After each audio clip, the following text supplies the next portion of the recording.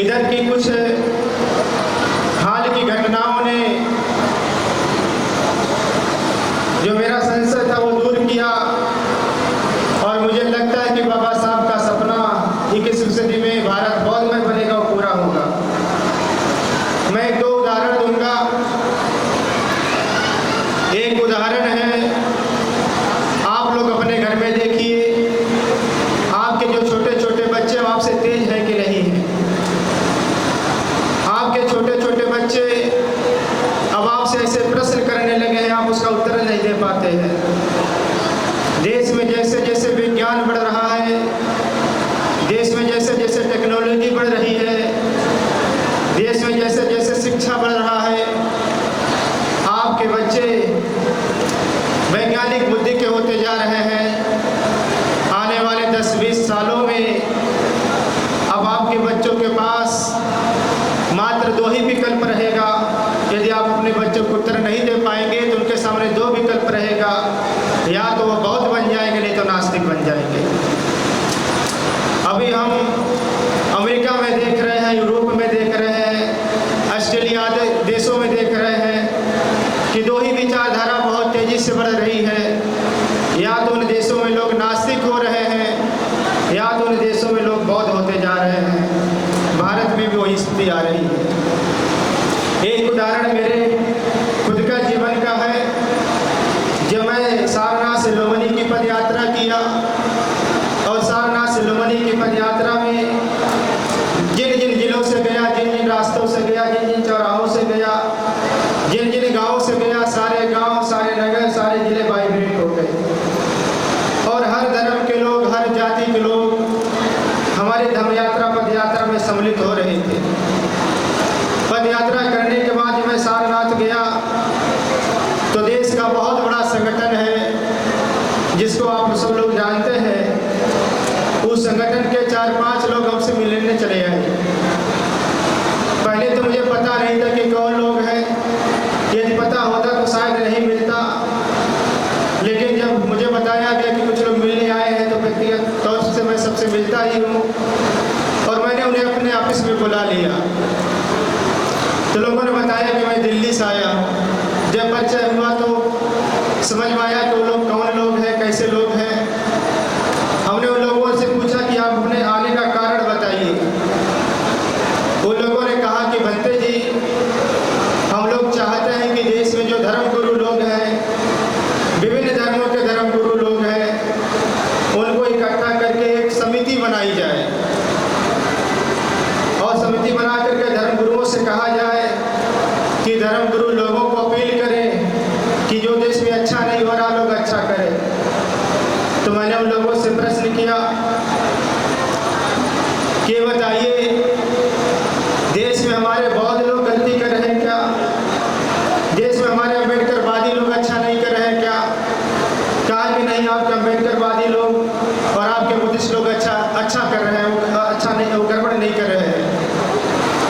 हमने उन लोगों से कहा कि हमारे बौद्ध लोग अच्छा नहीं करेंगे तब उन्हें आकर के समझाएंगे और उनसे कहेंगे कि आप बौद्ध लोग हैं, आप डॉक्टर बाबा साहब अम्बेडकर को मानने वाले लोग हैं, आपको अच्छा करना चाहिए, आपको कोई भी काम गलत नहीं करना चाहिए।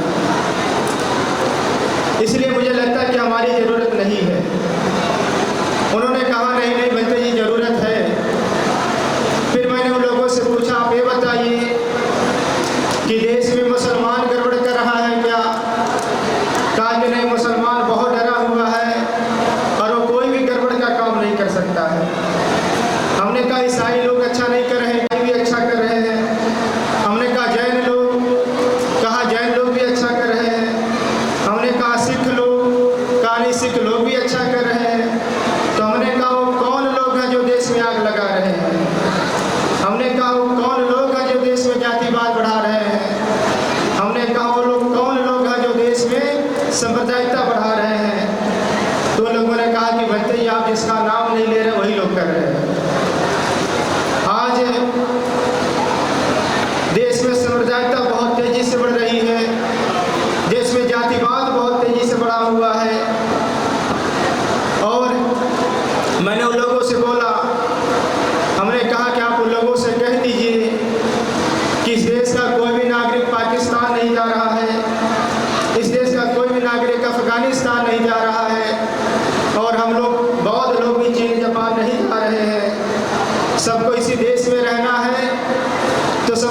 मिलजुल करके रहना चाहिए।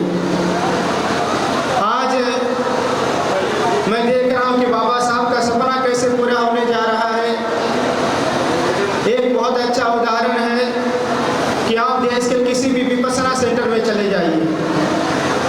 आप विपश्यना सेंटर में जा करके देखिए, यदि वहाँ 100 लोग बैठे हुए हैं तो 100 लोगों में 20 लोग भी दलित समाज के, पिछड़े समाज के, माइनॉरिटी समाज के लोग नहीं हैं। 80 लोग वहाँ वो लोग बैठे हैं जो जातिवादी लोग हैं। 80 लोग वो लोग बैठे हुए जो देश में सांप्रदायिकता बढ़ा रहे हैं। 80 लोग वो लोग बैठे हुए जो देश में आग लगा रहे हैं। मेरा आपसे यही कहना है कि उनको भी एहसास हो चुका है, उनको भी पता चल चुका है कि बुद्ध के अलावा कोई मार्ग नहीं है, और वो भगवान बुद्ध के शरण में आकर के अपने आप को शांत महसूस कर रहे हैं। मैं अपनी बात बस एक बात और कह करके विराम दूंगा। साहब अम्बेडकर 1954 में बर्मा गए हुए थे। बर्मा में बहुत संगीति हो रही थी। बर्मा के बहुत संगीति में बाबा साहब सम्मिलित हुए थे। जब बर्मा में संगीति चल रही थी, पूरे दुनिया के शासक लोग आए हुए थे।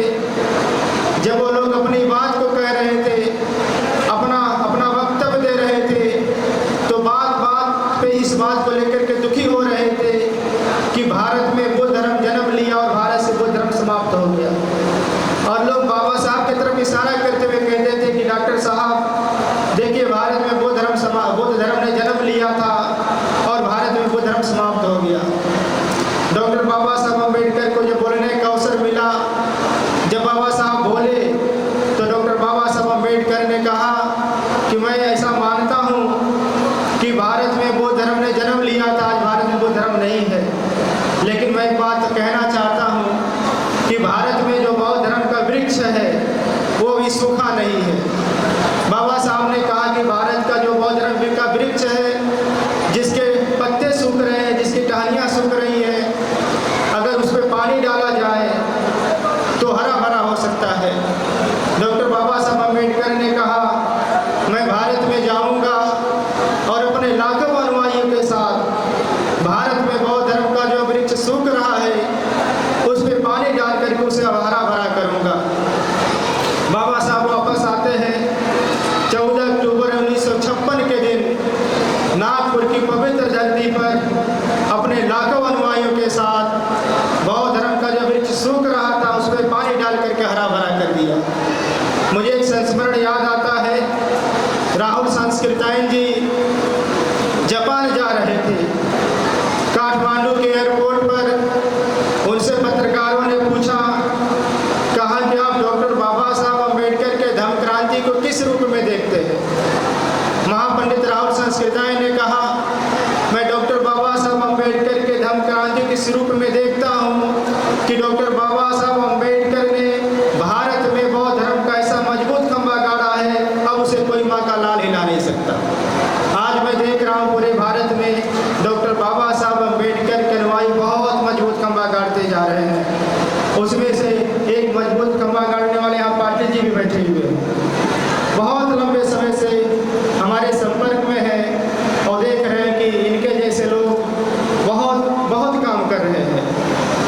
और आप लोग भी इतने विषम परिस्थिति में, मौसम बहुत खराब, उसके बावजूद भी आप यहाँ पर बच्चा कर रहे हैं, इतनी बड़ी संख्या में आप उपस्थित हुए हैं। निश्चित तौर पर आपका भी जो प्रयास है ये बहुत बड़ा प्रयास है। मैं इन्हीं सब बातों के साथ कि आप डॉक्टर बाबा साहब अम्बेडकर के अनुयायी हैं, हम सब लोग डॉक्टर बाबा साहब अम्बेडकर के अनुयायी हैं, लगातार हम लोग समन्वय बना करके, हम लोग मैत्री बना करके